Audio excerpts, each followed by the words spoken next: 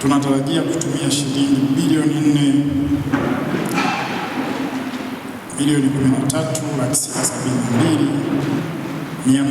4,672,243 ambazo fedha hizo zimezingatia yafuatayo.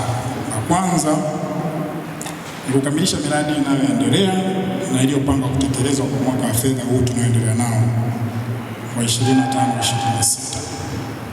Lakini jambo la pili ni kuhakikisha kuwa utekelezaji wa mipango ya bajeti kwa mwaka huu wa 26/27 unakuwa na matokeo makubwa katika jamii. Uandaaji wa mipango yetu ya RUWASA unazingatia mpango wa sekta nyingine katika ngazi za halmashauri na wilaya, hasa kwenye maeneo ya kijamii yenye mikusanyiko mikubwa ya watu kama vile vituo vya afya, zahanati, shule na masoko. Lakini jambo la tatu, tumeandaa mpango wa bajeti kwa kutenga bajeti ya kutafuta vyanzo vya maji, geophysical survey, na kuchimba visima virefu, yani dilili. Jambo la nne ni upanuzi wa miradi ya maji unaozingatia uwepo wa vyanzo vya maji vya uhakika. Na jambo la tano ni kuzingatia uwekezaji wa ubia kati ya serikali na sekta binafsi. Lakini jambo la mwisho ni kujenga miradi mipya inayozingatia miradi yenye kutoa matokeo makubwa kwa haraka na kwa gharama ndogo. Mheshimiwa Mwenyekiti, kwa mwaka wa 26/27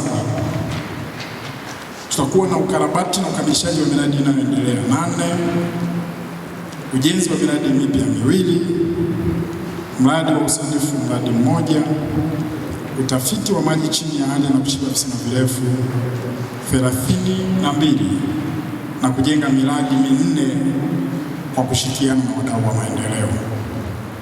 Kwa mwaka wa fedha 26/27 bajeti yetu ya bilioni 13,672,443.89, ambapo bilioni 2,063,631,515 sawa na asilimia 51 ni fedha kutoka serikali kuu, lakini bilioni 1,950,044,728 sawa na asilimia 48 ni fedha ambazo tunazitegemea tusitoe kwa wadau wa maendeleo. Miradi hii inatarajiwa kutekelezwa kwenye kata 10, vijiji 23, na pindi miradi itakapokamilika tunatarajia wananchi takriban 32,456 watanufaika na miradi hiyo.